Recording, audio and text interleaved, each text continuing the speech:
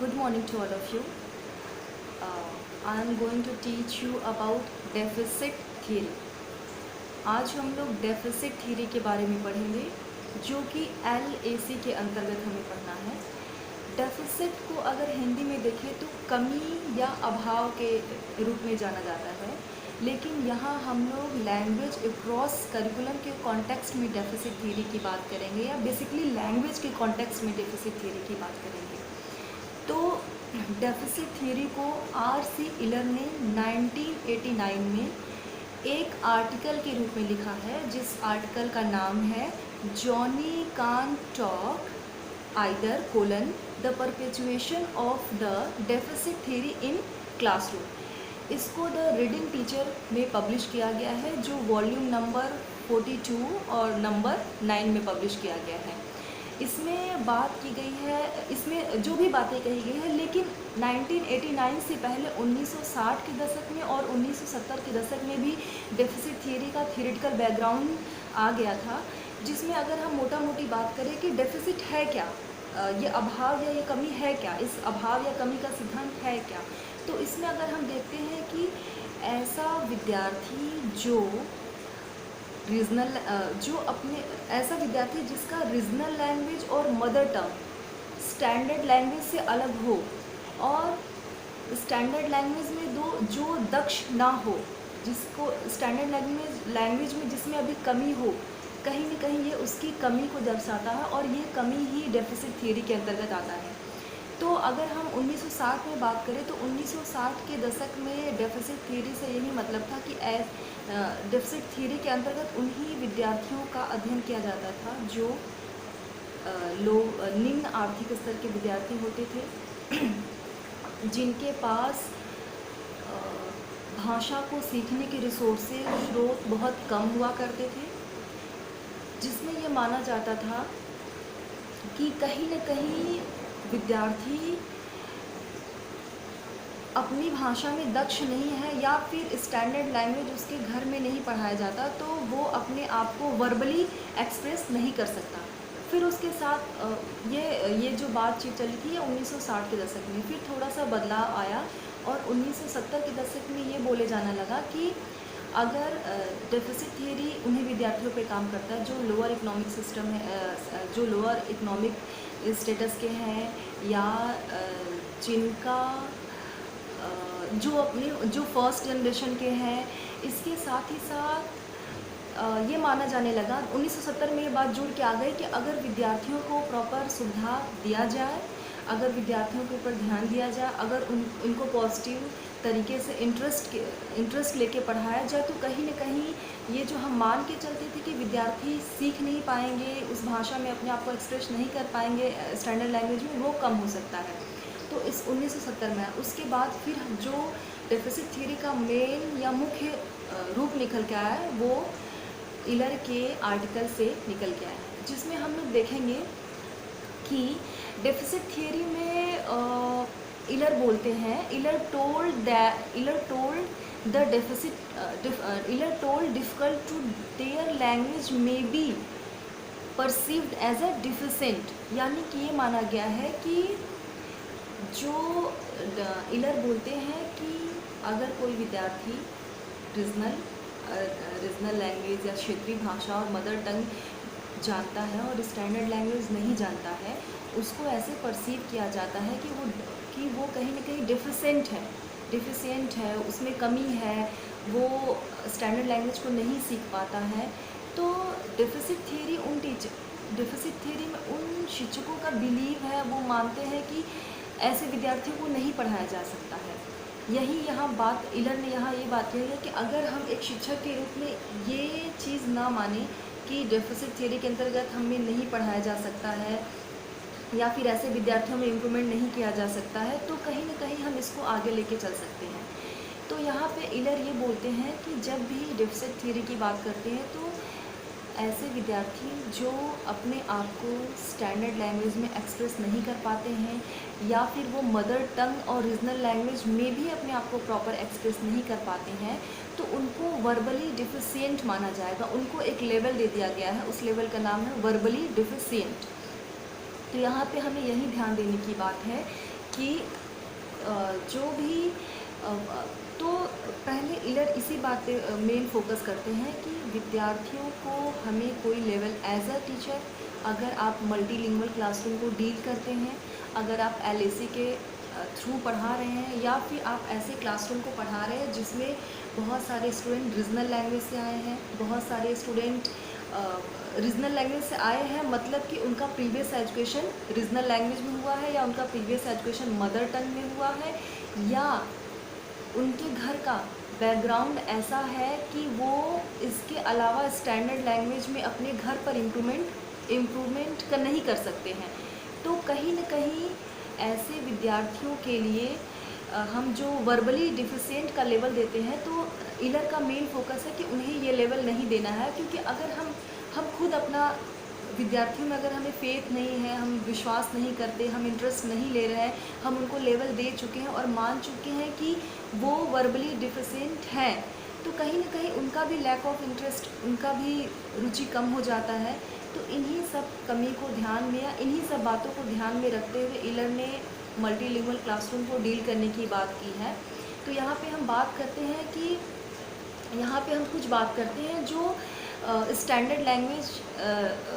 को प्रभावित करता है, या फिर ऐसे कौन कौन से फैक्टर हैं जो स्टैंडर्ड लैंग्वेज को सीखने में प्रभावित करता है, या स्टैंडर्ड लैंग्वेज को सीखने में प्रभावित करता है। ठीक है, तो पहला हम बात करते हैं फर्स्ट, रीजनल बैकग्राउंड, यानी अगर किसी विद्यार्थी का क्षेत्रीय पृष्ठभूमि ऐसा है जो सिर्फ रीजनल लैंग्वेज जान रहा है और उसमें भी वो ठीक से दक्ष नहीं है, उसमें भी वो उस सीमा तक दक्ष नहीं है जिसके माध्यम से वो स्टैंडर्ड लैंग्वेज को सीख सके, तो कहीं न कहीं ये एक कारण है, ये एक फैक्टर है जिसके थ्रू स्टैंडर्ड लैंग्वेज की लर्निंग इफेक्टेड होती है। दूसरा हम बात करते हैं सोर्सेज टू लर्न लैंग्वेज, यानी भाषा सीखने के स्रोत की बात करते हैं। जाहिर सी बात है, मान के चलते हैं कि डेफिसिट थ्योरी में वही विद्यार्थी आते हैं जो लोअर सोशियो इकोनॉमिक स्टेटस के हैं, जिनका जो फर्स्ट जनरेशन के हैं, जिनके यहाँ लैक ऑफ सोर्स है, यही सारे। तो कहीं न कहीं अगर जो 1970 के दशक में बात की गई थी कि अगर विद्यार्थियों को स्रोत प्रोवाइड किया जाए तो कहीं न कहीं वो किसी भी भाषा को अच्छे से सीख सकते हैं और उसमें दक्षता हासिल कर सकते हैं। तो यहाँ पे सोर्स टू लर्न लैंग्वेज, यानी कि हम देखते हैं अगर विद्यार्थियों के पास भाषा अधिगम के स्रोत नहीं है, तो कहीं न कहीं ये उनकी डिफिशियंसी या फिर उनकी डेफिसिट को, उनके अभाव को दर्शाता है। तो ये दूसरा कारण भी हो सकता है। तीसरा हम बात करते हैं एनवायरमेंटल फैक्टर ऑफ स्कूल, यानी हम ये देखते हैं कि विद्यार्थी जहाँ से प्रीवियस एजुकेशन लिया है, या जहाँ से उसकी स्कूलिंग हुई है, उस स्कूल का एनवायरनमेंट कैसा था। अगर उस स्कूल में जो भी रीजनल लैंग्वेज पढ़ाया जा रहा है या मदर टंग में पढ़ाया जा रहा है, जो भी मीडियम ऑफ इंस्ट्रक्शन है, जिस भी मीडियम ऑफ इंस्ट्रक्शन में पढ़ाया जा रहा है, अगर वहाँ उसको ठीक तरीके से पढ़ाया गया है और उसके साथ साथ थोड़ा बहुत स्टैंडर्ड लैंग्वेज का भी बेस दिया गया है, तो ऐसे बच्चों में डिफिशियंसी नहीं होती है। पर अगर एनवायरनमेंट अच्छा नहीं है, पॉजिटिव नहीं है, एनवायरनमेंट नेगेटिव है, तो कहीं न कहीं ऐसे बच्चों में डेफिसिट, अभाव, भाषा के प्रति अभाव पाया जाता है, कमी पाई जाती है, दक्षता में कमी पाई जाती है, और वही कमी आगे चल के स्टैंडर्ड लैंग्वेज को सीखने में दिक्कत करती है। फिर हम बात करते हैं सोशियो इकोनॉमिक फैक्टर। कहीं न कहीं सामाजिक आर्थिक कारक भी एक बहुत स्ट्रॉन्ग फैक्टर है जो कहीं न कहीं विद्यार्थियों में डेफिसिट, अभाव लाता है। जैसे जो निम्न आर्थिक स्तर के बालक हैं, जिनके पेरेंट्स, जिनके गार्जियन हैं वो अवेयर नहीं हैं, जिनमें लैक ऑफ एजुकेशन है, तो कहीं न कहीं अगर ऐसे परिवार से बच्चे आते हैं, ऐसे परिवेश से बच्चे आते हैं, तो उनको तो एक बैकग्राउंड, उनको सपोर्टिव बैकग्राउंड भी नहीं है, उनका सिर्फ स्कूल एजुकेशन ही, जो कुछ है स्कूल एजुकेशन है। तो अगर उन्हें घर पे एक्स्ट्रा सपोर्ट नहीं मिल रहा है और स्कूल में अचानक से वो विद्यालय को बदलते हैं और उस विद्यालय में आते हैं, तो कहीं न कहीं यहाँ वो उस यहाँ भाषा में दक्षता की कमी की वजह से वो अधिगम में इंटरेस्ट नहीं ले पाते हैं। फिर उसके बाद बात करते हैं फैमिली बैकग्राउंड की। फैमिली बैकग्राउंड भी बहुत इम्पॉर्टेंट रोल प्ले करता है डेफिसिट थियरी में, क्योंकि अगर फैमिली बहुत अवेयर है भाषा को लेके, वो बच्चा कैसे सीख रहा है, वो कितना पढ़ रहा है, वो कैसे भाषा को बोल रहा है, विद्यालय में वो क्या सीख के आ रहा है। अगर फैमिली बैकग्राउंड एजुकेटेड है, एजुकेटेड नहीं भी है तो अगर अवेयरनेस है, अगर पेरेंट्स अवेयर है कि चलो हम फर्स्ट जनरेशन के हैं, हमने नहीं पढ़ा, पर अगर हम अपने बच्चों को पढ़ाना चाह रहे हैं तो कहीं ना कहीं फैमिली बैकग्राउंड भी बहुत मैटर करता है किसी भी भाषा में दक्ष होने के लिए। उसके बाद हम बात करते हैं एम्स, इंटरेस्ट एंड अपॉर्चुनिटीज़, यानी कि उद्देश्य, रुचि और अवसर। कई बार होता है कि हम निम्न आर्थिक स्तर के हैं, हमारे पास पहले का प्रीवियस स्कूलिंग अच्छा नहीं है, हमारे पास रिसोर्सेज भी बहुत कम थे, फैमिली बैकग्राउंड भी बहुत अच्छा नहीं है, पर अगर हमारा उद्देश्य, हमारा इंटरेस्ट और हमारे पास अवसर है तो कहीं न कहीं ये चीज़ें, अगर अवसर है और अगर ये तीनों चीज़ें नहीं हैं, अगर हमारे पास कोई उद्देश्य नहीं है, कोई इंटरेस्ट नहीं है, कोई अवसर नहीं है, तो फिर ये भी कहीं न कहीं हमें किसी भाषा में दक्षता या किसी भाषा में दक्ष होने से रोकती है। तो ये सभी कारण, जो 4-5 फैक्टर्स हैं, ये सभी डेफिसिट थ्योरी के लिए रिस्पॉन्सिबल है। अब यहाँ हम बात करते हैं कि एक शिक्षक के रूप में अगर हमें डेफिसिट थ्योरी के फैक्टर्स को ध्यान में रखते हुए मल्टीलिंगुअल क्लासरूम में लैंग्वेज अक्रॉस करिकुलम, यानी स्टैंडर्ड लैंग्वेज के थ्रू किसी सब्जेक्ट को पढ़ाना या स्टैंडर्ड लैंग्वेज के थ्रू लैंग्वेज को ही पढ़ाना, जो कुछ भी टीच करना है, तो ऐसे विद्यार्थियों के साथ हम कैसे डील करें। तो हमने क्लास में भी थोड़ा बहुत डिस्कशन किया था कि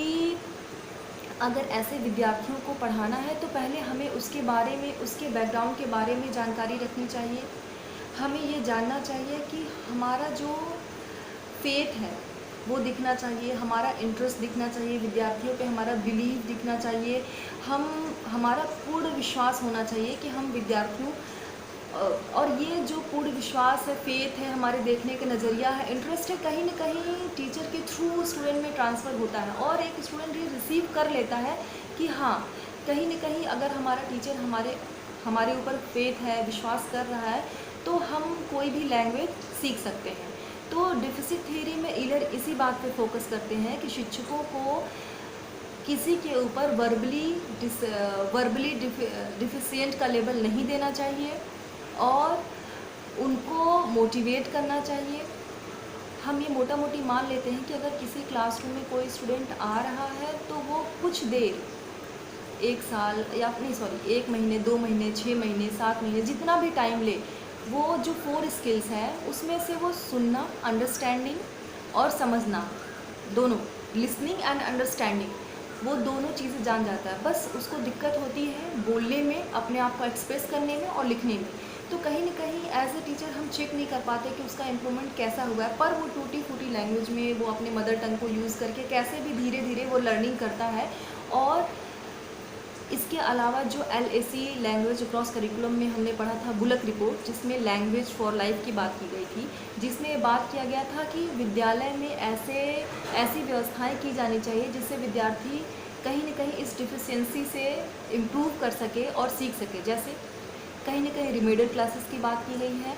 असिस्टेंट टीचर की बात की गई है, लर्निंग मटेरियल की बात की गई है, लैंग्वेज लैब की बात की गई है, एक्सेट्रा। बहुत सारी चीज़ें ऐसी हो सकती हैं जिसके हेल्प से, विद इन क्लासरूम टीचर के हेल्प से, और इसके आउट ऑफ क्लास,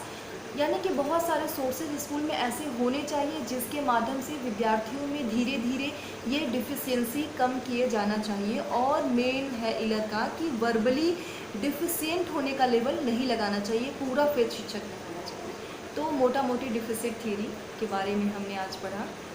धन्यवाद।